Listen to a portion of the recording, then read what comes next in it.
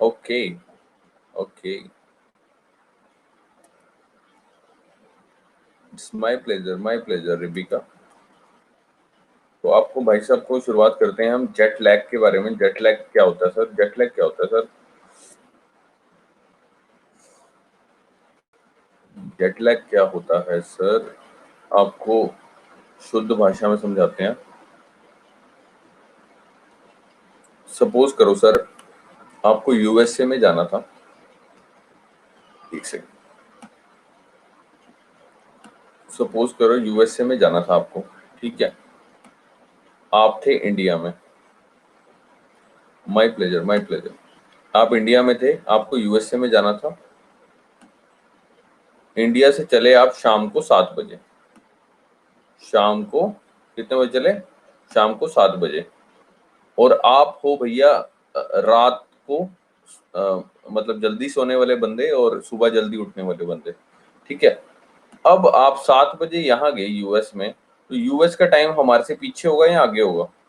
मतलब वहां 7 के बाद सपोज करो 5 घंटे की फ्लाइट है यूएस की, तो 7, 8, 9, 10, 11, 12, अब वहां 12 बज रहे होंगे रात के, या पीछे होगा? बिल्कुल सही जवाब, पीछे होगा, है ना। तो यानी कि सपोज करो वहां पे 2 बज रहे हैं, यानी दोपहर के 2 बज रहे हैं। अब आपके टाइम के अकॉर्डिंग, आप तो रात को जल्दी सोने वाले बंदे हो, आपको था कि यार 7, 5, 12, मैं रोज 12 बजे सोता हूँ, अगर इससे लेट सोया तो मेरे को दिक्कत हो जाएगी। लेकिन जब आप यूएस पहुंचे, तब आप कितने बजे पहुंचे? दोपहर के 2 बजे। दोपहर के 2 बजे तो सोगे नहीं आप, अजीब सा लगेगा ना। तो होगा क्या सर, आप जागे रहोगे, सपोज आपने मीटिंग अटेंड करी वहां पे जो भी है, और फिर आप सोगे रात की, जो आपका टाइम है 12 बजे। तो आपको जागे हुए कितना टाइम हो गया? 7 से लेकर 12, यानी 7, और फिर पीछे चले जो 5, 5 घंटे ये, और फिर क्या कहते हैं, 7 से 12 कितने हो गए? 5, 5, 10, यानी 10 घंटे पीछे हो गए आप। तो आपको क्या होगा? अनिद्रा सी आएगी, यानी नींद प्रॉपर नहीं आएगी। आपको इस तरह लगेगा, लेथर्जिक सा लगेगा, सुस्ती सी आएगी। तो उसको कहते हैं सर जेट लैग। क्लियर है सर? अब आपको इसका अंग्रेजी वर्जन पढ़ा देते हैं।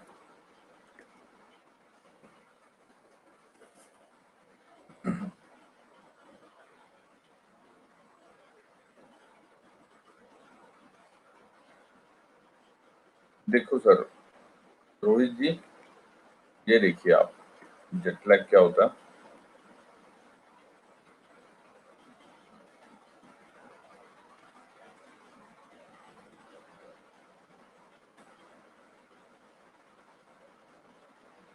ये देखिए sir, effect of sudden switch off time zone in air travel. Effect of sudden switch off time zone in air travel resulting in tiredness, थकान सी महसूस होगी, and getting out of step with day and night.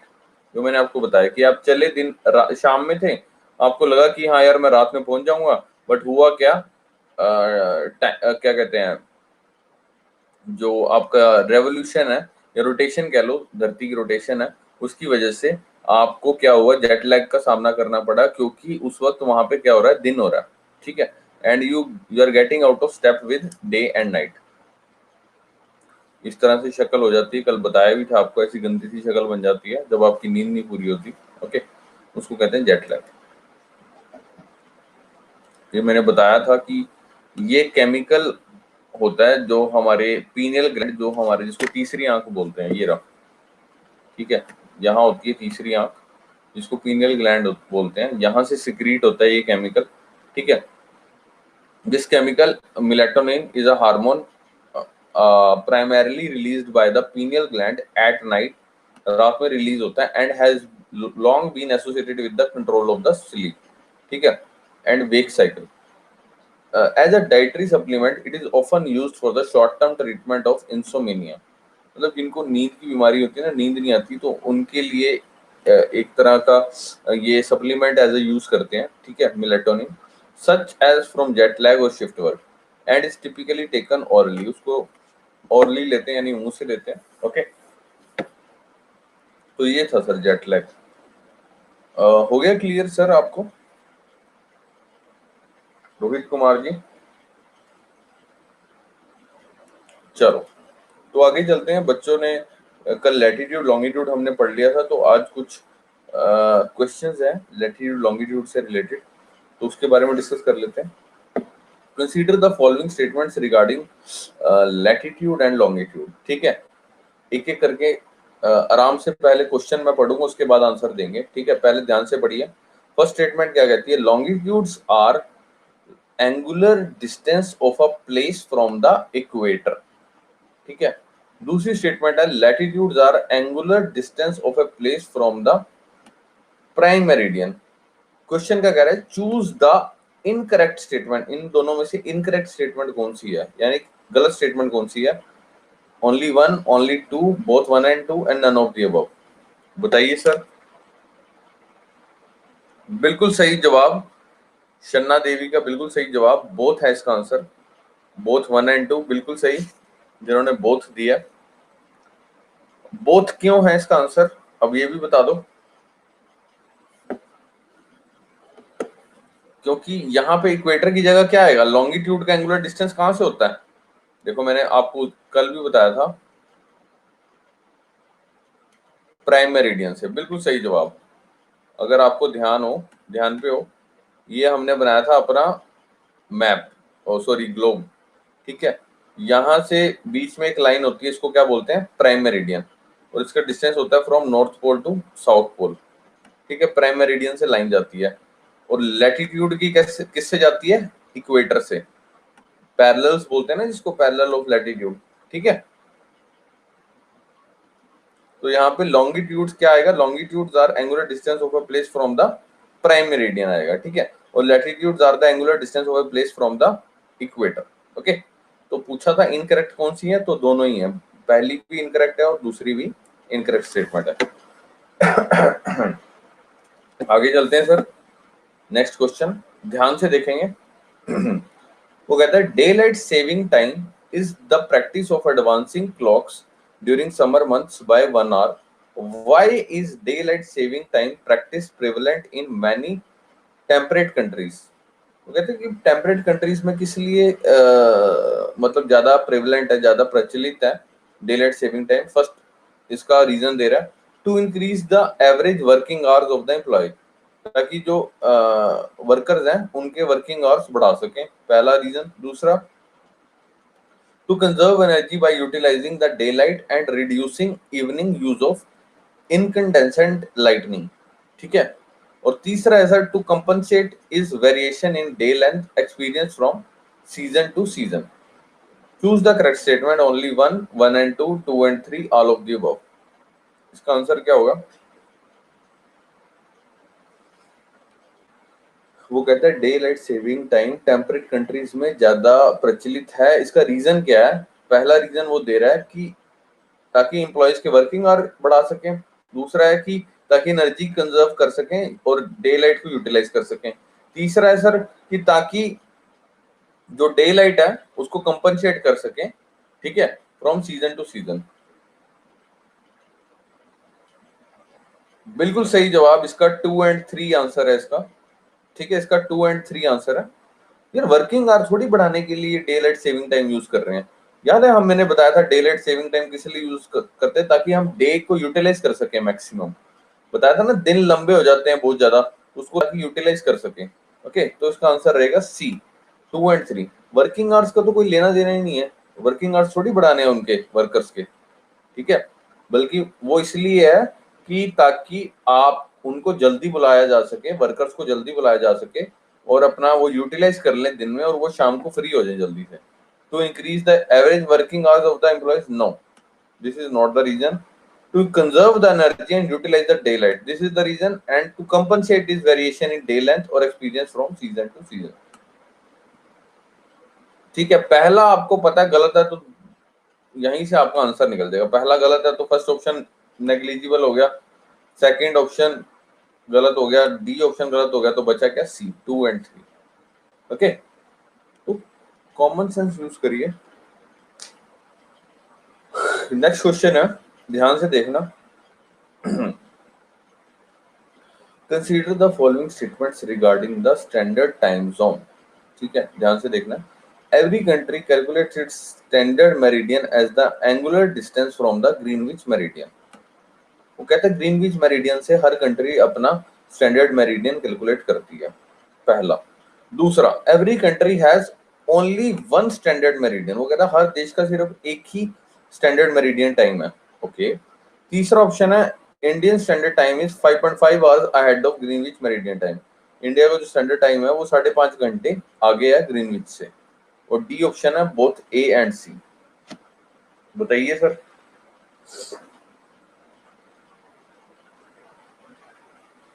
Very good रचना, रचना ने बिल्कुल सही answer दिया, both A and सी आएगा इसका answer, ठीक है। आप यहीं से अपना यूज करो ना दिमाग, दूसरा ऑप्शन कैंसिल हो जाएगा।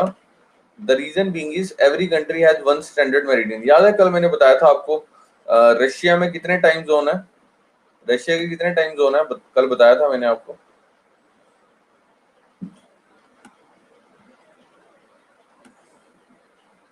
तेरह बोला था, 11 बोला था, 11 टाइम जोन है ना, रशिया के 11 टाइम जोन है, ओके। और इंडिया 5.5 घंटे आगे या किससे, ग्रीनविच मेरिडियन टाइम से, ठीक है। तो आंसर होगा सी और फर्स्ट, ठीक है। सेकंड स्टेटमेंट काट दो तो अपने आप ही पता चल जाएगा आपको ए और सी है ना। तो इस तरह से देना दिमाग लगा के आंसर। उसके बाद आगे चलिए, a significant variation is seen in the length of day night time from season to season. What among the below statement is the most appropriate reason of this variation? वो कहते हैं जो डे नाइट की जो length change होती है season to season, उसका क्या रीजन है। सीजन टू सीजन जो लेंथ चेंज होती है कि जैसे गर्मियों में दिन बड़े हो जाते हैं, रातें छोटी हो जाती हैं, उसका क्या रीजन है। पहला क्वेश्चन, पहला ऑप्शन अर्थ रोटेशन, दूसरा अर्थ रेवोल्यूशन, तीसरा both A and B, and और D revolution of earth on a tilted axis. इसका आंसर दिया हुआ है, इसका आंसर है बी। रोटेशन की वजह से क्या होता है सर, याद रखना, रोटेशन की वजह से सिर्फ डे और नाइट में चेंज आता है, डे और नाइट में चेंज आता है, यानी दिन का रात हो जाता है, रात का दिन हो जाता है, रोटेशन की वजह से। रेवोल्यूशन की वजह से, रेवोल्यूशन की वजह से क्या कहते हैं, अपना सीजन में चेंज आता है, ठीक है। लेकिन उसने क्वेश्चन सीजन में चेंज आता है और रोटेशन की वजह से भी सीजन में चेंज आता है, याद रखना। लेकिन उसने पूछा length of the day and night time from season to season जो चेंज होता है वो सिर्फ रेवोल्यूशन की वजह से। Earth revolution around the sun in an elliptical manner. Elliptical manner मतलब समझते हो, एलिप्टिकल मैनर का मतलब क्या होता है, आपको व्हाइट बोर्ड पे समझाते हैं।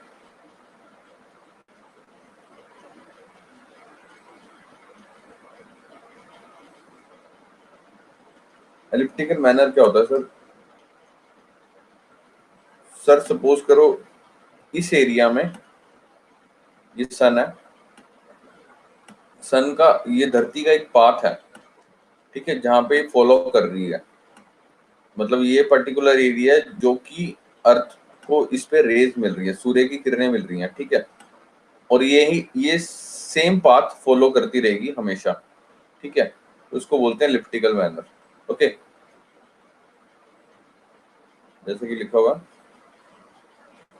अर्थ revolution around the sun in an elliptical manner, okay. हाँ, जैसे कि यहाँ पे लिखा भी हुआ है, the earth revolution in the inclined position in the elliptical orbit leads to variation in the length of day and night all over the globe, okay, as the earth axis makes an angle of 66.5 degree with the plane of elliptic during the month of June when it is summer over the northern hemisphere, ठीक है। जब गर्मियां होती है कहाँ पे, northern hemisphere में। The sun rays are directly fall on the Tropic of Cancer, okay. ये लाइन इंपॉर्टेंट है, यहां से यहां तक, okay. So this lead to the longer days and shorter nights, आपको पता होगा क्योंकि क्वेश्चन में देखो क्या बात कर रहा है, लेंथ की। बताया था ना मैंने आपको कि गर्मियों में दिन बड़े हो जाते हैं और रातें छोटी हो जाती हैं, और सर्दियों में आपकी रातें बड़ी हो जाती हैं, गर्मियों में छोटी हो जाती हैं। ठीक है, तो ध्यान रखना। So this leads to the longer days and shorter nights in the northern hemisphere area, leading to the increase in the day night, जब आपकी गर्मियां होती है। And length of the day night does vary according to the season and latitudinal position. At the equator, the day and the night are mostly of the same length all around the year. ये line बहुत important है कि equator पे जो day और night की length होती है वो लगभग सेम रहती है। ये चीज, ये पॉइंट बड़ा इंपॉर्टेंट है, याद रखेंगे। उसके बाद नेक्स्ट है sir, which countries fall in Tropic of Cancer. ठीक है, ये आपको मैंने होमवर्क दिया था, मैं आपको बता देता हूँ कि आपको इस तरह से के क्वेश्चन किस तरह फेस करने हैं, लेकिन किसी बच्चे ने मेरे को अभी तक इसकी वो नहीं भेजी। मैंने कहा था कि असाइनमेंट भेजना। इस तरह के क्वेश्चन करने का तरीका बता देता हूँ। आपको ये मैप वैप बनाने की जरूरत नहीं है, सिंपल आपने क्या करना है, आपको सर्च करना है कि ट्रॉपिक ऑफ कैंसर पे की लाइन जहाँ से पास हो रही है वहां पे कौन से कंट्रीज इसको टच कर रहे हैं, कैप्रिकॉन वाले देखने हैं और इक्वेटर वाले देखने हैं। ठीक है, इसको तरीका क्या है, जैसे ट्रॉपिक ऑफ कैंसर वाले देखने हैं हमने, तो इसको कॉन्टिनेंट्स में डिवाइड कर लेना। जैसे हमने यहाँ 3 कॉन्टिनेंट्स में डिवाइड कर लिया। आपके नॉर्थ अमेरिका में कितने कंट्रीज हैं, 2। अफ्रीका में कितने कंट्रीज हैं, 7। और एशिया में कितने कंट्रीज हैं, 8। नॉर्थ अमेरिका के कौन से 2 कंट्रीज हैं, एक तो है मैक्सिको, जिसको मक्सिको भी बोलते हैं कई लोग, और मेहिको बोलते हैं वैसे, और एक है बहामास। तो ये आप डायग्राम में देख सकते हो। डायग्राम में आपने ये देखना है कि ये है कहाँ पे। मैक्सिको तो आपको नजर आ रहा है, ये रहा, और ये रहा आपका बहामास। ठीक है, आपको लोकेशन जरूर पता होनी चाहिए कि कौन सा कंट्रीज कहाँ है। भले ही रटो मत, एक बार विजुअलाइज कर लोगे ना, देख लोगे, जिंदगी में नहीं भूलोगे कि मैक्सिको कहाँ पे है और गल्फ ऑफ और बहामास कहाँ पे है। ठीक है, ये बीच में क्या है, गल्फ ऑफ कैलिफोर्निया। तो नॉर्थ अमेरिका में 2 कंट्रीज हैं जिनसे ट्रॉपिक ऑफ कैंसर की लाइन पास हो रही है, एक तो मैक्सिको, दूसरा बहामास। ठीक है, उसके बाद अब बारी आती है अफ्रीका की। अफ्रीका में 7 कंट्रीज हैं। आपको ये भी याद रखना है,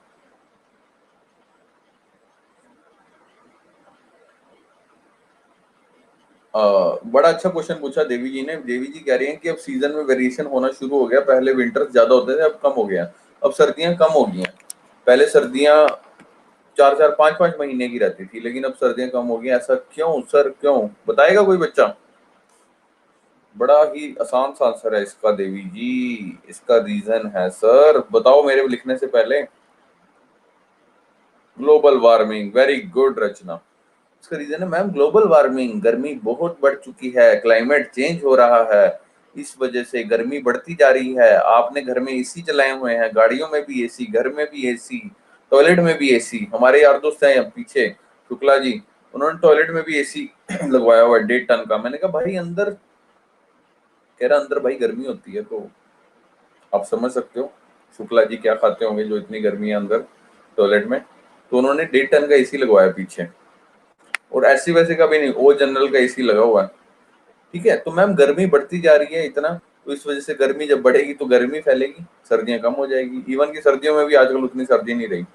ठीक है, लेकिन आप पहाड़ी इलाके में जाओगे, वहां ग्रीनरी काफी रहती है, साफ सफाई काफी रहती है, तो वहां प्रॉपर आपको सर्दियां नजर आएंगी। ठीक है, जैसे मेरा ससुराल है हिमाचल प्रदेश में, शिमला से थोड़ी सी आगे जाओ जुब्बल, वहां पे अभी भी उन लोगों ने स्वेटर पहनी हुई है, अभी भी इस टाइम पे भी बता रहा हूँ, वहां पे अभी भी सर्दी है। तो द रीजन बीइंग इज वहाँ पोल्यूशन कम है, वहाँ ज्यादातर नॉर्मली लोग गाड़ी में एसी वेसी उनको चलाने की जरूरत नहीं पड़ती, ना ही वो चलाते हैं। मतलब कि आप बिलीव नहीं करोगे, मेरे ससुराल में उनके घर में एसी नहीं है, क्योंकि वहाँ ठंडी रहती है। और फैन भी, मेरे ख्याल से फैन भी नहीं है यार, शायद, शायद नहीं है, बताऊंगा मैं। हाँ सही में, अच्छा नैनीताल में भी सेम है। हाँ होता है, जहाँ मतलब पोल्यूशन वोल्यूशन कम होगा ना, जहाँ ग्रीनरी ज्यादा होगी, तो वहाँ एकदम मस्त माहौल रहेगा। ठीक है देवी जी, समझ आ गया? तो नॉर्थ अमेरिका की बात कर रहे थे, नॉर्थ अमेरिका में मैक्सिको और बहामास, उसके बाद अफ्रीका। अफ्रीका में 7 कंट्रीज है जिनसे ट्रॉपिकल कैंसर की लाइन पास हो रही है। अब पहला है वेस्टर्न सहारा, दूसरा है मोरिटानिया और तीसरा है माली। आपको दिखा देते हैं, ये रहा वेस्टर्न सहारा, ये मोरिटानिया और तीसरा माली। पहला डब्ल्यू से है, डब्ल्यू का उल्टा क्या हो गया, एम, उसके बाद 2 एम आ गए, तो याद रहेगा, पहले 3 नाम तो याद हो जाएंगे, वेस्टर्न सहारा, मोरिटानिया, माली। उसके बाद ये 4 नाम याद कर लो, अल्जीरिया, निगर, लीबिया और इजिप्ट। लीबिया और इजिप्ट दोनों में वाई है, अल्जीरिया और निगर दोनों में आ रहा है। नाइजीरिया नहीं है, ये निगर है, याद रखना, नाइजीरिया और निगर अलग अलग है। देख सकते हो, लीबिया, वाई वाले लीबिया और इजिप्ट 2 हो गए, और अल्जीरिया और निगर 2 आर वाले हो गए। ठीक है, याद रहेगा, सिंपल सा यार।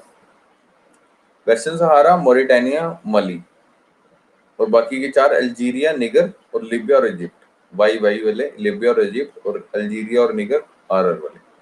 उसके बाद बारी आती है एशिया की। एशिया में 8 कंट्रीज ऐसे हैं, 8 देश ऐसे हैं जहां से आपकी ट्रॉपिक ऑफ कैंसर वाली लाइन पास होती है।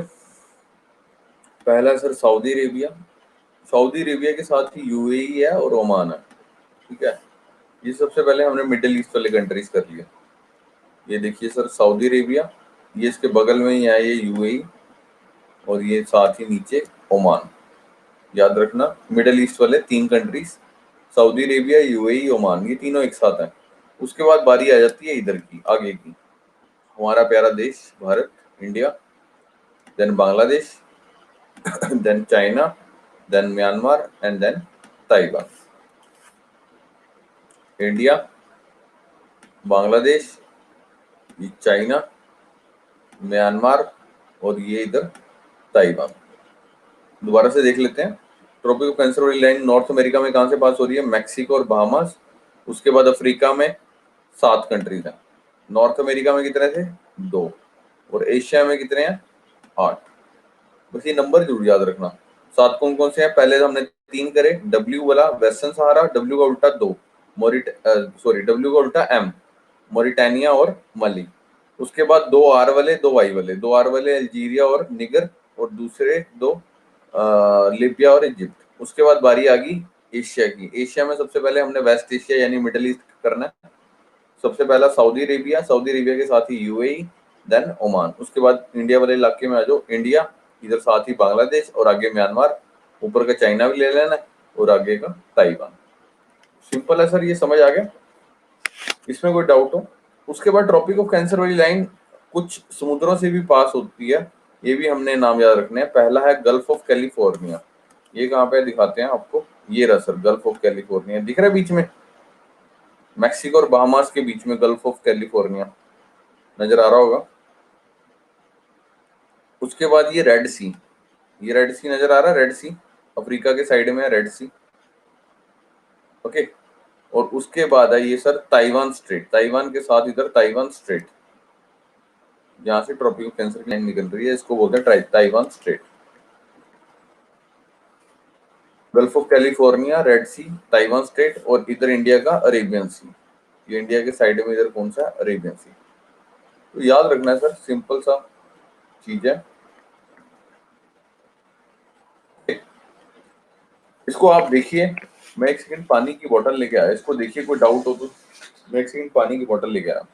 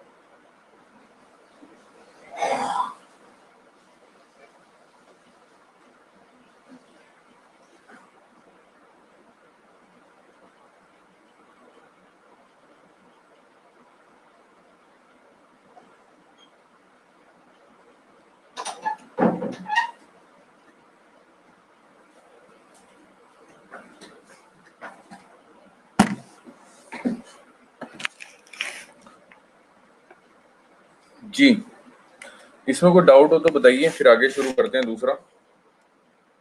इसमें कोई डाउट है किसी बच्चे को?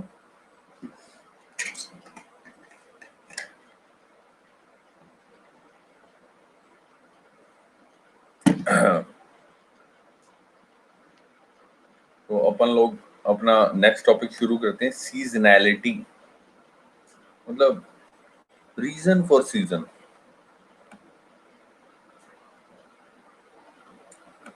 रीजन फॉर सीजन, ठीक है, ये शुरू करते हैं सीजन्स के बारे में। मौसम, मौसम में चेंज क्यों आता है, ये मौसम बनते कैसे हैं, ये गर्मियों का सर्दियों का ये क्यों बनते हैं, इसका क्या रीजन होता है।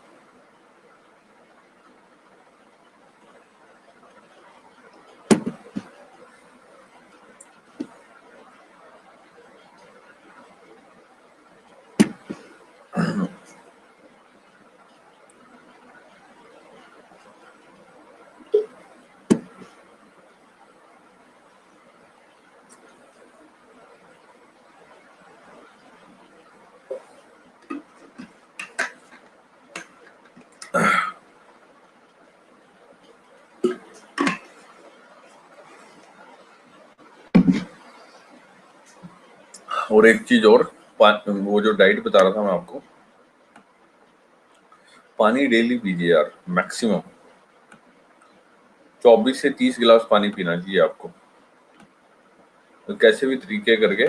ये नहीं कि एक ही बारी में 24 से 30 गिलास पी गए, मतलब रूटीन बना लो कि 24 से 30 गिलास आपको पानी पीना ही पीना, अगर आपको खूबसूरत रहना तो, ठीक है। हाँ, तो जितना ज्यादा पानी पियेंगे बॉडी उतनी ज्यादा डिटॉक्स होती रहेगी, ठीक है। बॉडी डिटॉक्स रहेगी तो कोई बीमारी नहीं लगेगी, पहली बात, ठीक है।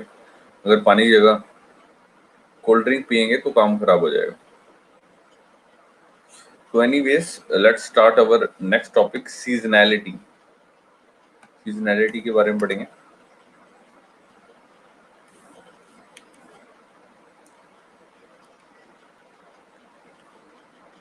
सीजनैलिटी क्या होती है सर?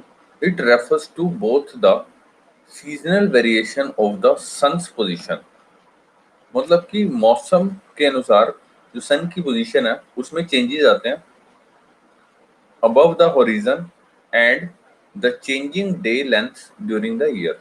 जैसे कि मैंने आपको बताया कि डे लेंथ चेंज हो जाती है, याद है ना, अभी बताया मैंने आपको, गर्मियों में दिन बड़े हो जाते हैं, सर्दियों में छोटे हो जाते हैं, सर्दियों में रातें बड़ी हो जाती हैं, गर्मियों में दिन रातें छोटी हो जाती हैं, है ना। तो सीजनैलिटी क्या है basically? It refers to both the seasonal variation of the sun position above the horizon. Horizon क्या चीज है? The apparent line at which the earth and line seems to meet, ठीक है। एक ऐसी लाइन बनाई हुई है हमने, at which the earth and the line seem to meet, जहां पे ये मीटअप करते हैं, ठीक है, उसको क्या बोलते हैं? Horizon. It refers to both the seasonal, वही जो लाइन मैंने आपको डायग्राम दिखाता हूँ तो आपको क्लियर हो जाएगा।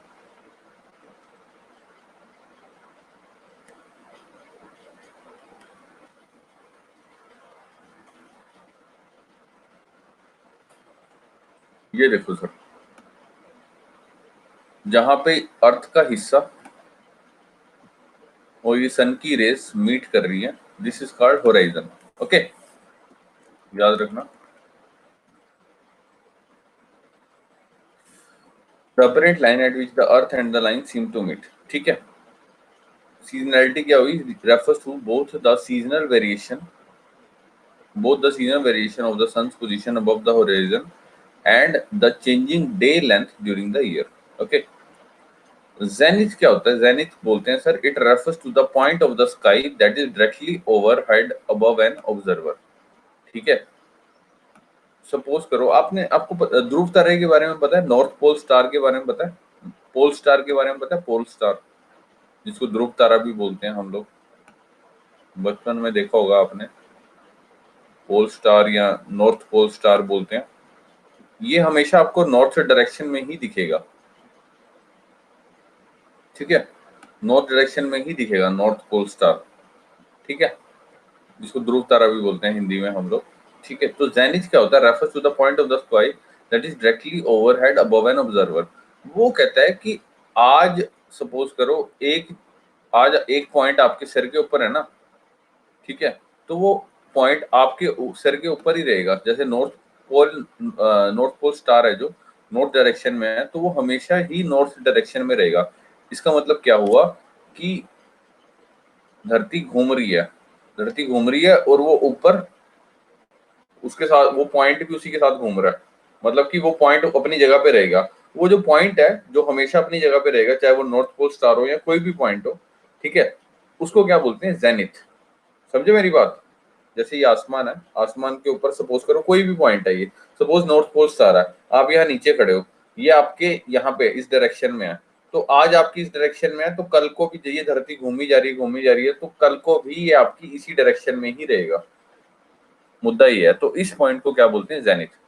दोबारा देखेंगे, zenith refers to the point of the sky that is directly overhead above an observer. आया समझ? ये समझ आएगा तभी आगे चलेंगे हम। जेनिथ समझ में आया? जेनिथ क्या होता है जी? ओके। उसके बाद बारी आती है सर सन्स एल्टीट्यूड, यानी सूरज की ऊंचाई की। It refers to the angle between the horizon and the sun at sunrise और sunset. The sun is at the horizon, ठीक है, सो इट्स एल्टीट्यूड इज 0। वो कहता है कि जब सन राइज होता है या जब सन सेट होता है, वो कहाँ पर होता है, होराइजन पर होता है। याद रखना, यानी सूरज ढलता है और उगता है तो वो किस पे होएगा, होराइजन पे होएगा। जाहिर सी बात है। ये सपोज किरणें जा रही हैं धरती को, ठीक है, जब ये किरणें नीचे जाएंगी होराइजन से, तब सन सेट हो जाएगा। जब होराइजन से ऊपर जाएंगी, यानी होराइजन पर रहेंगी जब, तब क्या होगा, सन राइज होगा। तो सन एल्टीट्यूड क्या हुआ, refers to the angle between the horizon and the sun at sunrise or sunset. The sun is at the horizon, so its altitude is 0 degree. So they may ask you in the prelims ki what is the sun's altitude, so its altitude is 0 degree.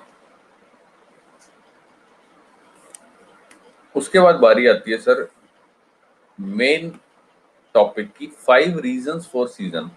ये paper में कई बार question पूछा गया, prelims में भी और in fact mains में भी, कि सीजन के यानी मौसम जो चक्र है, मौसम किस वजह से बदलता है, उसके क्या रीजन है। तो इसके 5 रीजन है। मौसम किस वजह से होता है, what causes the season. Okay, पहला है सर अर्थ रेवोल्यूशन, यानी धरती जो चक्कर लगा रही है सूर्य के चारों ओर चक्कर लगा रही है, पहला revolution, earth revolution in its orbit around the sun. पहला reason earth revolution in its orbit around the sun. दूसरा रीजन क्या है, daily rotation on its axis.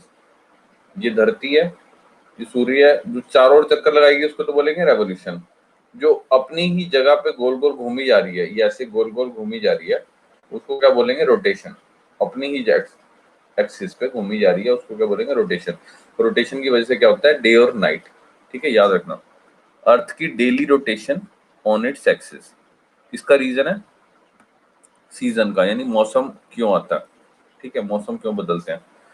तीसरा है सर टिल्टेड एक्सिस, धरती की टिल्टेड एक्सिस, आपको पता हो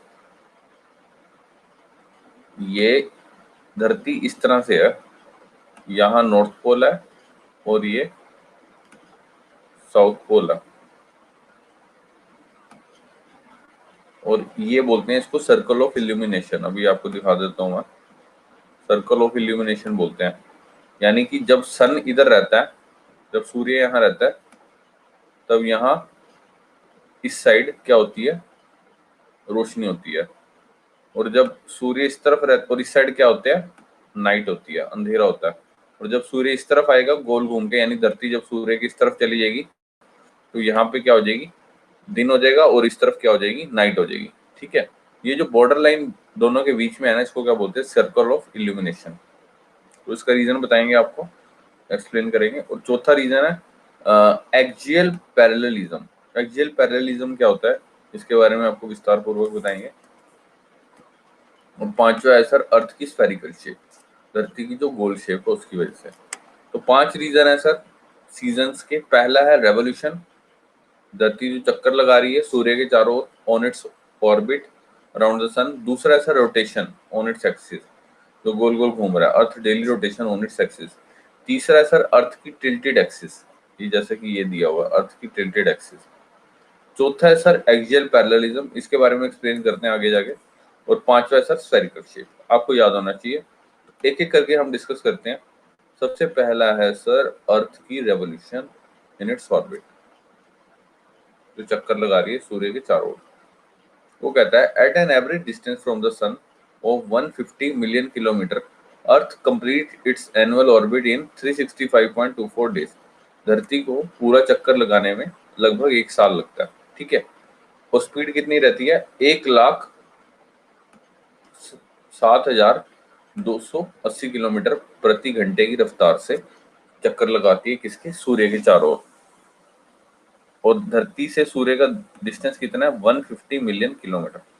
eight an average distance from the sun of 150 million kilometre earth complete its annual orbit, यानी सालाना जो चक्कर लगाती है, in 365.24 days at a speed average in 1,07,280 kilometre per hour in a counter clockwise direction. Counter clockwise direction में चक्कर लगाती है, ये चीज ध्यान रखनी है आपने, एंटी क्लॉकवाइज या counter clockwise. When viewed from above the earth's north pole, जब आप नॉर्थ पोल से देखते हो तो आपको नजर आएगा कि वो किस तरह एंटी क्लॉकवाइज चक्कर लगा रही है। कौन लगा रही है? धरती लगा रही है। किसके चक्कर लगा रही है? सूर्य के चक्कर लगा रही है, ध्यान रखना है आपने। रफ्तार कितनी है? 1,07,280 किलोमीटर प्रति घंटा। कितने टाइम में लगा रही है? 365.24 डेज में। और कौन सी डायरेक्शन में घूम रही है? एंटी क्लॉकवाइज डायरेक्शन में। जब आप कहां से देखोगे? नॉर्थ पोल से देखोगे। ओके, पहला रीजन रेवोल्यूशन, धरती जो चक्कर लगा रही है उस कारण, ठीक है। तीसरा सर रोटेशन। ये रेवोल्यूशन से होता क्या, आपको दिखा देता हूं मैं।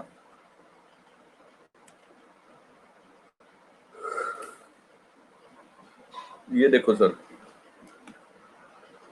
ये है आपका सन, ये है आपकी धरती। ये चक्कर लगा के इधर आई, फिर इधर आई, फिर इधर आई, फिर इधर आई, ठीक है। जब इधर आएगी,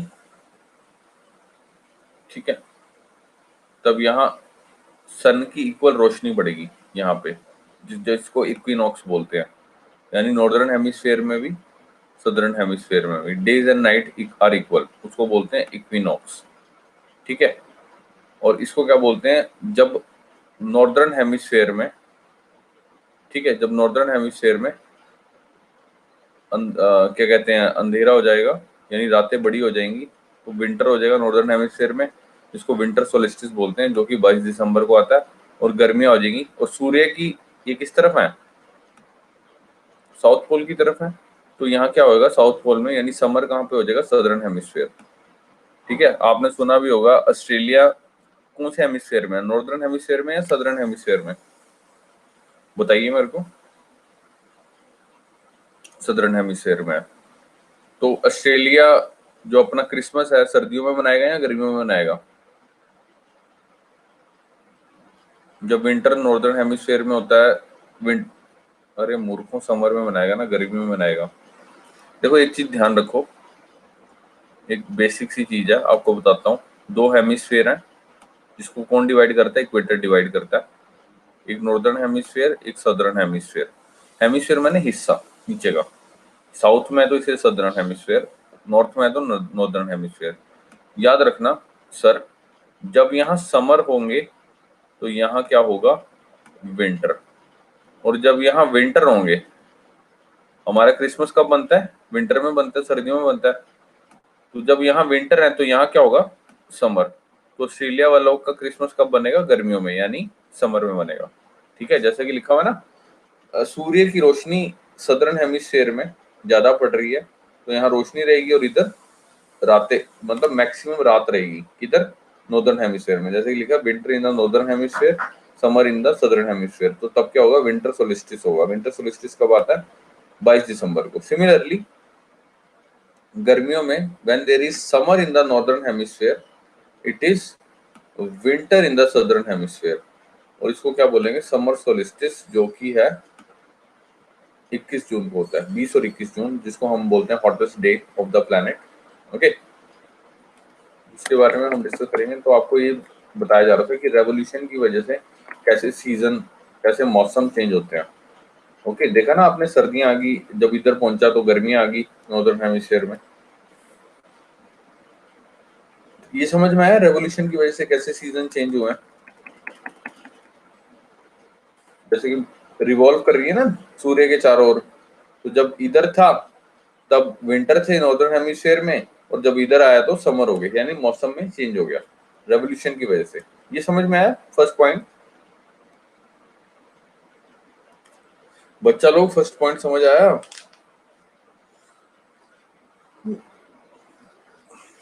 फर्स्ट पॉइंट समझ आया।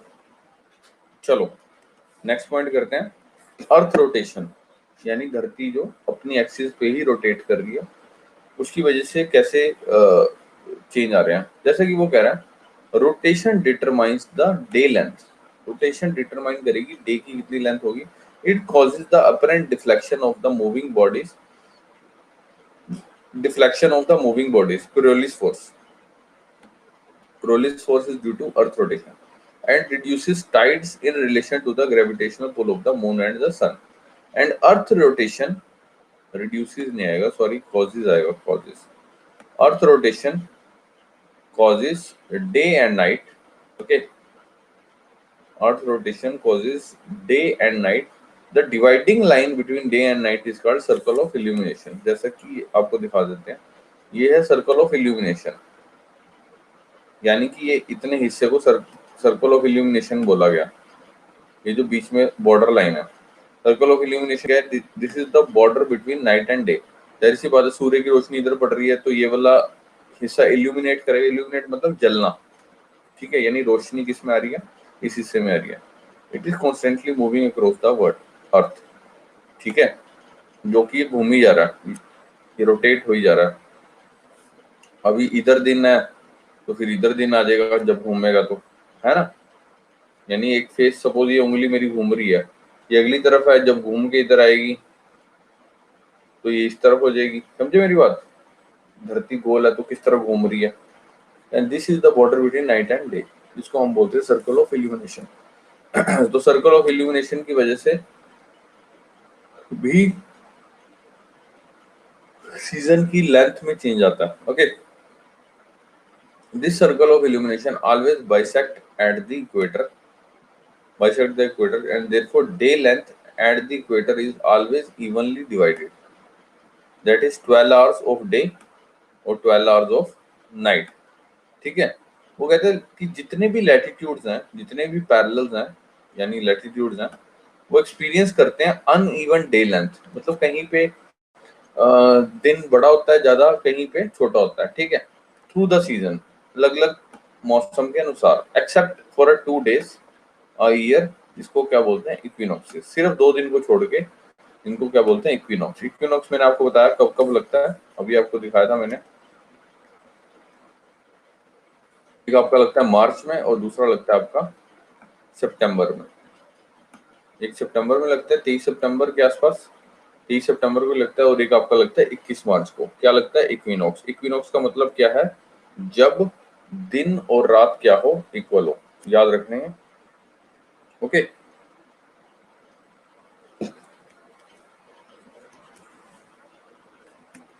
उसके बाद तीसरा रीजन है sir, tilt of the earth's axis और इंक्लाइनेशन ऑफ अर्थ एक्सिस। ये पॉइंट बहुत इंपॉर्टेंट है, ध्यान से समझ लेना। नाम से लग रहा होगा बड़ा भारी भरकम वर्ड है, लेकिन है कुछ नहीं। देखो, ये मैंने स्पेशल अलग से नोट्स बना के लिखा है। अर्थ टिल्टेड एक्सिस कॉजेज सीजन। वो कहता है अर्थ की टिल्टेड एक्सिस है, टिल्टेड एक्सिस भी दिखा देते हैं पहले आपको।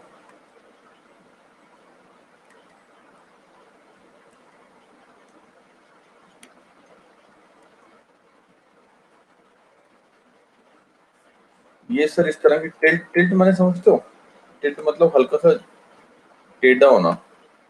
जैसे मैंने आपको बताया, ये धरती है, ये इधर है आपका नॉर्थ पोल और इधर है साउथ पोल। तो ये जो एक्सिस है, इसको टिल्ट एक्सिस बोलते हैं।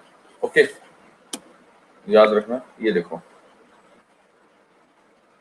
अर्थ tilted axis for the season होता क्या है, throughout the year different parts of earth receive the sun's most direct rays, and when north pole is tilted toward the sun, it is summer in the northern hemisphere and winter in the southern hemisphere. Similarly, when south pole is tilted towards the sun, it's winter in the southern hemisphere and summer in the northern hemisphere. जैसा कि diagram में दिखाते हैं आपको, जैसा कि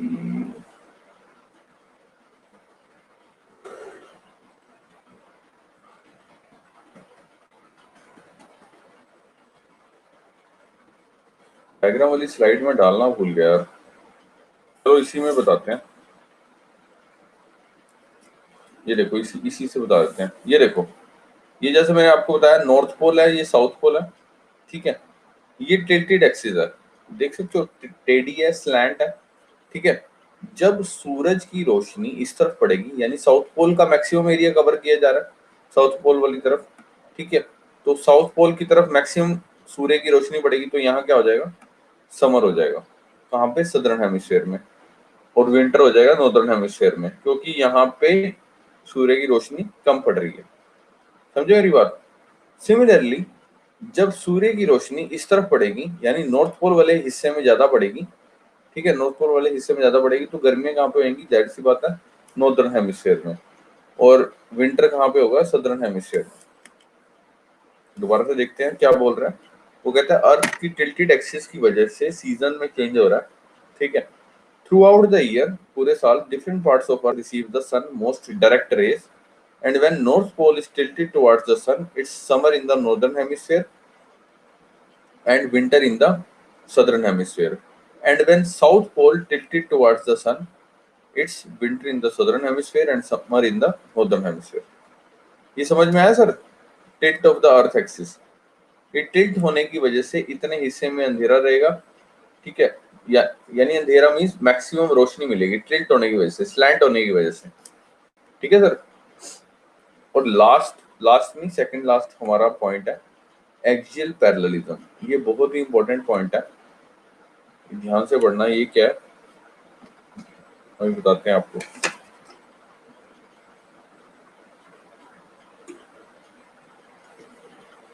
कल डर तो नहीं लगा था किसी को भूत वाली कहानी सुन के?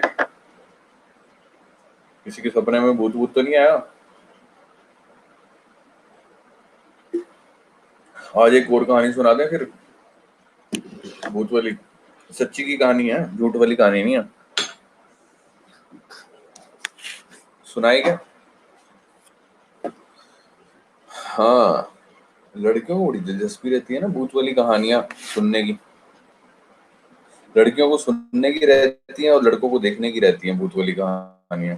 क्योंकि वो जो भूत होता है, भूत होता है, बड़े सुंदर भूतनियां होती हैं जनरली मूवीज में।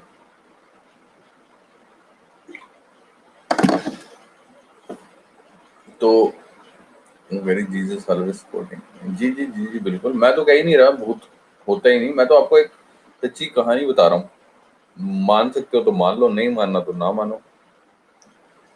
तो एक और कहानी बताता हूँ। कहानी क्या है, सच्ची बात है ये। मतलब हमारे दादाजी सुनाते थे। तो हुआ क्या सर, एक बारी, अब आपको पता होगा कि पहले जमाने में लोग साइकिल पे ट्रैवल करते थे, मतलब बाइक्स वाइक्स कम होती थी। मैं अपने परदादा जी की बात बता रहा हूँ। पता ही होगा आपके घर में भी, जो आपके दादा या परदादा के टाइम पे होंगे, वो साइकिल पे ज्यादा ट्रैवल करते थे। मतलब दूर दूर भी जाना हो तब भी साइकिल पे ही जाते थे, ठीक है। उस टाइम साइकिल मतलब बाइक होती थी, सीरियसली। साइकिल जिसके पास होती थी वो बड़ा अमीर माना जाता था। तो गर्मियों के दिनों की बात है, मेरे परदादा जी एक बार अपने काम से आए,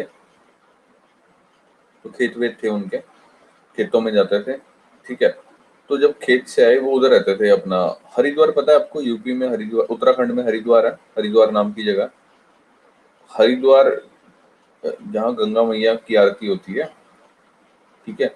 वहां हरिद्वार के पास एक छोटा सा शहर है जिसका नाम है ज्वालापुर। ज्वालापुर नाम सुना हो शायद आपने। तो हुआ क्या, दादाजी पहले मेरे मतलब फादर साहब उधर ही रहते थे, ठीक है, मेरे फादर साहब की पैदाइश उधर की है। तो हुआ क्या, तो एक बार परदादा जी अपने खेतों से काम करके आ रहे थे साइकिल पे, ठीक है। तो वो खेत से घर का जो डिस्टेंस था वो अप्रॉक्स अराउंड बताते हैं कि 10 से 15 किलोमीटर, 10 से 15 किलोमीटर बहुत होता है अगर आपको साइकिल पे ट्रैवल करना हो, ठीक है। 10 से 15 किलोमीटर का रास्ता था, और वो जो रास्ता था उस टाइम तो इतनी ज्यादा अर्बनाइजेशन नहीं हुई थी, तो उस वक्त काफी सुनसान रहता था, मतलब खेत वेत होते थे मैक्सिमम, पेड़ वेड़ ज्यादा होते थे, ठीक है। तो वो खेतों में से आते थे। तो हुआ क्या, तो पहले जमाने में क्या होता था कि जो हमारी दादी वगैरह, जो परदादी वगैरह होती थी, वो साथ में ही पोटली में खाना बांध के दे देती थी, 10-12 फुलके दे दिए और प्याज दे दिया, ठीक है। तो वो एक नदी सी आई रास्ते में, तो उन्होंने कहा कि भाई मैं कुछ खाना खा लेता हूँ। तो वहां पे उन्होंने अपना टिफिन खोला और वो खाना खाने बैठे, खाना खा लिया उन्होंने, हाथ धो के चलने लगे। जैसे ही वो साइकिल पे बैठे, जैसे वो घर की तरफ चलने लगे, तो उनको आवाज आई पीछे से। तो परदादा जी का नाम पुरुषोत्तम था। तो पीछे से आवाज आई, पुरुषोत्तम रुको। उन्हें लगा कि भाई कोई आवाज लगा रहा है, मैं देखूं किसने आवाज लगाई है। जब उन्होंने पीछे देखा तो उनकी साइकिल के ऊपर एक लेडी बैठी हुई थी, एक औरत बैठी हुई थी। वो एकदम से हक्के बक्के रह गए, और उनको किसी ने बताया हुआ था, मतलब क्योंकि पहले जमाने में ना पंडिताई वगैरह काफी होती थी, ब्राह्मणिज्म बहुत ज्यादा पीक पे था। तो बताया हुआ था कि अगर इन केस, आपको भी मैं बता देता हूँ, फ्यूचर में आपके काम आएगी, कि जब भी आपको कुछ ऐसा लगे, आपको पीछे से आवाज आए, तो कभी भी पीछे नहीं देखना मुड़ के। अगर आपने देख लिया है, सपोज आपसे वो बात कर रहे हैं, तो आपको कुछ बोलना नहीं आगे से, आपको बोलना नहीं है, मतलब खाली यस नो यही इतना करते रहना, बस कुछ बोलना नहीं है। उनको ये बात पता थी। जैसे पीछे मुड़ के देखा तो वो लेडी बैठी हुई थी साइकिल पे। तो वो चले, तो वो कहते कि पुरुषोत्तम कहाँ जा रहा है, आजा तेरे को मैं आजा मैं तेरे को दावत पे लेके चलती हूँ, मेरे क्या कहते हैं लड़के की शादी है। तो फिर दादाजी साइकिल चलाते गए, साइकिल चलती गई। उन्होंने कहा कि आगे ले ले, इस तरफ ले ले, इस तरफ मोड़ मोड़ के उन्होंने देखा आगे बहुत बड़ा पंडाल लगा हुआ था, मतलब टेंट वेंट लगे हुए थे। तो वहां पे 8-10 लोग थे, वहां शादी चल रही थी। तो उन्होंने कहा कि पुरुषोत्तम तूने यहाँ से प्रसाद लेके जाना है। तो उन्होंने कहा कि ठीक है, मतलब खाली सिर हिलाया। तो उन्होंने कहा कि ला अपनी पोटली दे, मतलब पहले जमाने में आपको पता है वो बांधते थे, धोती, धोती समझते हो, धोती नीचे बांधते हैं, लांगड़ भी बोलते हैं आई थिंक पंजाबी में। तो धोती होती थी। उन्होंने कहा कि अपनी धोती लेके आ, इसमें तेरे को मैं प्रसाद बांध देती हूँ। तो उन्होंने धोती करी, धोती में उन्होंने क्या किया, पूड़ियाँ, हलवा और छोले इस तरह से बांध दिए, उनकी धोती में ऐसे बांध दिए। उन्होंने कहा ये ले जा और घर में सबको प्रसाद खिलाइयो। पर दादाजी ने हमारे चुपचाप वो बंधवा लिया और साइकिल पे बांध लिया और चले। थोड़ी सी आगे चले, वो साइकिल बहुत ज्यादा भारी होगी, साइकिल चले ही ना, बिल्कुल भी ना चले, एक पॉइंट भी ना चले। वो लोग एकदम पसीनों पसीन, पर दादाजी बिल्कुल चलते गए। उन्होंने बड़ा जोर की धक्का मारते गए। फिर उनका दम टूट गया कि भाई यार अब नहीं खींची जा रही मेरे से साइकिल, तो एक काम करता हूँ, और पीछे क्या कहते हैं इसको, जो ये पोटली है इसको मैं यहीं पे फेंक देता हूँ ताकि भार कम हो जाए, ठीक है। काफी आगे चले गए। जब वो उन्होंने फिर जब रुके तो उन्होंने स्टैंड लगाया अपनी साइकिल का और देखी पोटली। और पोटली को जब उन्होंने फेंका तो पोटली में पता क्या था, जो प्रसाद था वो क्या निकला, उसकी शिट बन गई, उसकी टॉयलेट बन गई। वो जो गठरी में वो जो प्रसाद था उसकी टॉयलेट बन गई, और उन्होंने सारा फेंक दिया। और रास्ते में नदी थी, ये जो गंगा मैया हमारी, उसमें उन्होंने डुबकियां लगाई 2-4, और फटाफट साइकिल चला के घर पहुंच गए। उस दिन के बाद कहता है कि वो वहां से उस रास्ते से दोबारा नहीं गए, और कुछ टाइम बाद फिर उनकी डेथ हो गई थी। ये रीजन था, मतलब कहने का मतलब ये है कि भाई, आपको मैक्सिमम केसेस में क्या होता है, कई लोग ना शॉक बर्दाश्त नहीं कर सकते। उनकी उम्र उस वक्त आई थिंक 95 थी, 95 की उम्र में भी वो 10-10, 15-15 किलोमीटर साइकिल चलाते थे। उनको शौक इतना जबरदस्त लग गया कि भाई साहब वो उस चीज को हजम ही नहीं कर पाए। हाँ, जादू टोना तो होता है भाई, पक्का होता है, ये तो 110% है। आप बंगाल साइड चले जाओ, बंगाल छोड़ो यार, आप दिल्ली चले जाओ, मैं रहता था ना वहां पे भी होता था इस तरफ। वो मोमडन एरिया है, वहां पे काफी ज्यादा होते थे इस तरह के लोग। बंगाल साइड चले जाओ, बंगाल साइड चले जाओ, हिमाचल साइड चले जाओ, हिमाचल चले जाओ। आप पहाड़ी इलाकों में बहुत ज्यादा होता है टूना, बहुत ज्यादा हाई लेवल का टूना होता है, मतलब इस तरह के कि आपको बस में कर देंगे। इस तरह के कहते हैं कि भाई जिन विन इन्होंने अपने बस में किए होते हैं, काला जादू जिसको बोलते हैं हम लोग। तो एनीवेज, तो इसलिए हाँ, विलेजेस में होता है बहुत ज्यादा, सही कह रहे हो आप। बिल्कुल बिल्कुल। यार जहाँ भूत है तो उसका मतलब भगवान भी है ना। If there is an evil there must be a god, है ना। जहाँ जहाँ असल है वहां नकल भी है, और जहाँ नकल है वहां असल है ना, सिंपल सी बात है। यार बिलीव करना ना बिलीव करना अपने ऊपर है। मैं मेरा ये मानना है कि जिसके साथ बीतती है ना उसी को पता है, ठीक है ना। अब मैं कुछ आइसक्रीम खा रहा हूँ, मैंने आपको बोल दिया कि यार ये बड़ी स्वाद है, ये बड़ी स्वाद है। आप जब तक नहीं खाओगे आपको कैसे पता चलेगा कि वो स्वाद है कि नहीं स्वाद है। खाली मेरे बोलने से थोड़ी मान लोगे। जब तक आपके मुंह में नहीं जाएगी तब तक आप कैसे कह सकते हो कि स्वाद है कि नहीं है। आप तो कहोगे ना सर, गल्ले गल्ले खाई जा रहे हो, हमें कैसे पता कि ये स्वाद है कि नहीं है। हमारा तो जब तक मुंह में ठूसोगे नहीं 8-10 चमचे तब तक पता नहीं चलेगा हमें। सिंपल सी बात है ना। तो जिसके साथ बीतती है मेरे भाई उसी को भी पता है। तो इसलिए इधर उधर देख दुख के जाया करो मेरे भाई, ठीक है। हाँ, ऐसा ना हो यूपीएससी की तैयारी करने जा रहे हो रास्ते में ऑटो में पैर टेढ़े मिल जाए और आपके भी टेढ़े हो जाए। यूपीएससी की बिल्डिंग के बाहर पड़े हो, बोर्ड मेंबर उठा रहे हैं, अरे भैया उठ जाओ उठ जाओ। ठीक है, तो इस तरह से ध्यान रखना है आपने, हमारे इंस्टीट्यूट का नाम रोशन करना है, उसके बाद बेशक भूत भूत आ जाए। आजकल पढ़े लिखे भी करते हैं, हाँ करते हैं, पढ़े लिखे भी करते हैं, अनपढ़ भी करते हैं। पढ़े लिखे तो बल्कि आजकल ज्यादा करने लगे हैं ये सब चीजें। उनको रातों रात करोड़पति बन जाए, इसका कुछ ना कुछ शॉर्टकट याद रखना। कोई भी शॉर्टकट होता है ना वो ज्यादा देर तक सस्टेन नहीं रहता, याद रखना। ओके।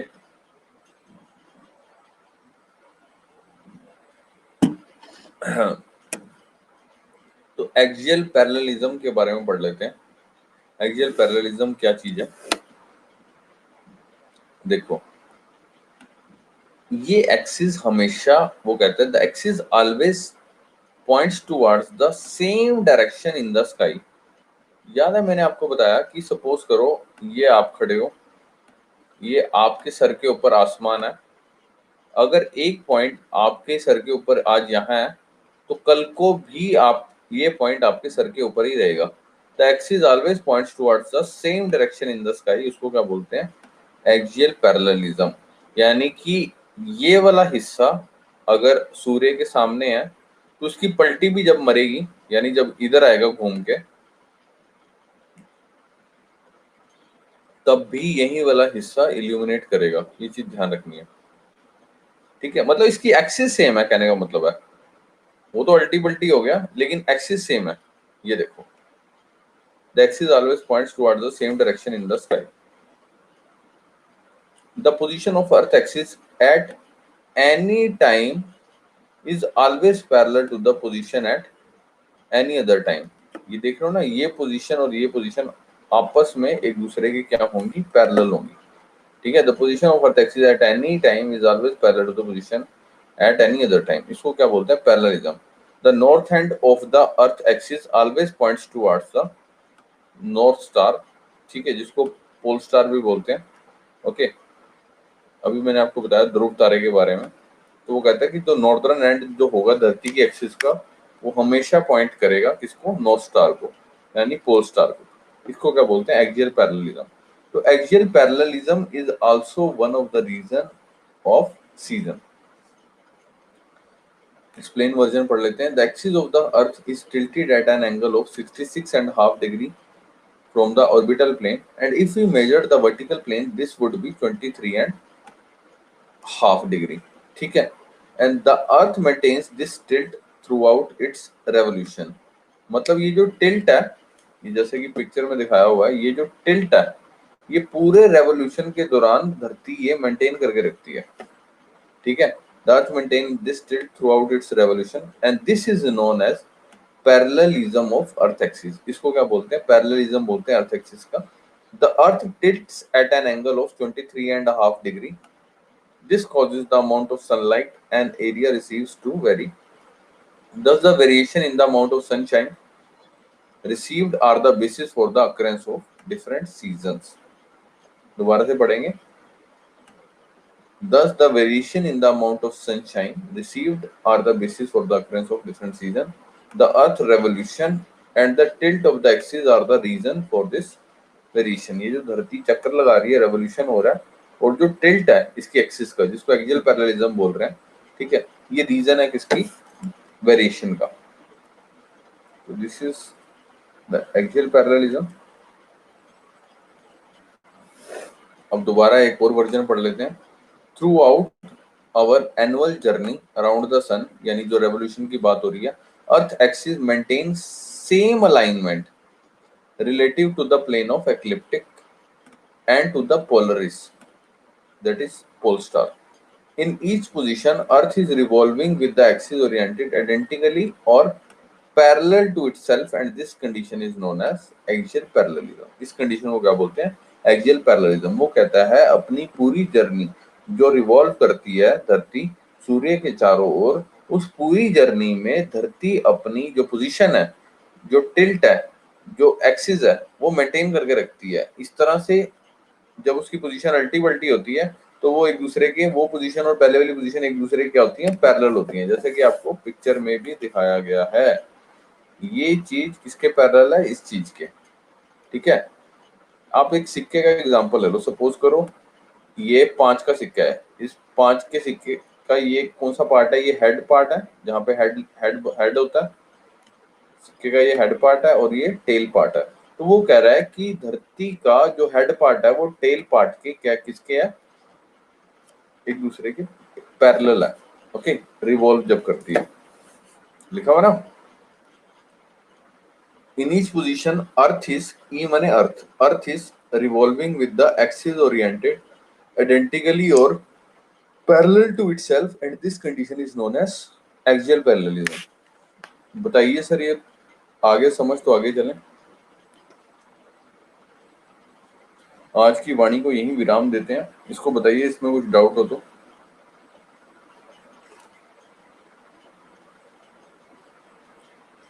बताइए, भूत भूत तो नहीं आ गया?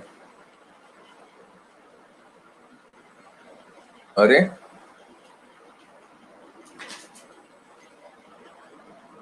आ गया ना समझ?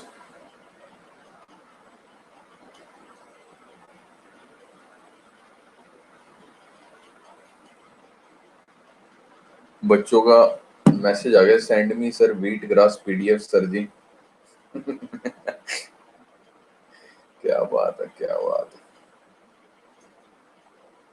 ओके, अच्छा आप ही ने भेजा क्या? चांदनी देवी जी ने भेजा क्या मैसेज?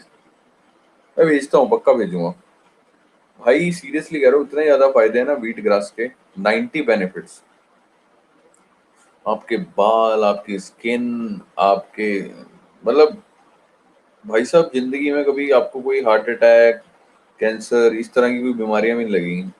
90 बेनिफिट्स, मतलब इतने ज्यादा बेनिफिट्स हैं। Rich of antioxidant wheat grass. तो मैं अभी आपको भेजता हूँ, जिन जिन को चाहिए मेरे को मैसेज कर देना, मैं अभी भेजता हूँ आपको। डेली रोटेशन वाली स्लाइड लो देवी जी, ये लो जी, रोटेट हो जाओ आप। मुझे क्लास का पीडीएफ चाहिए। हाँ, क्लास का पीडीएफ भी सेंड कर रहे हैं, भेज रहे हैं, अभी भेज रहे हैं।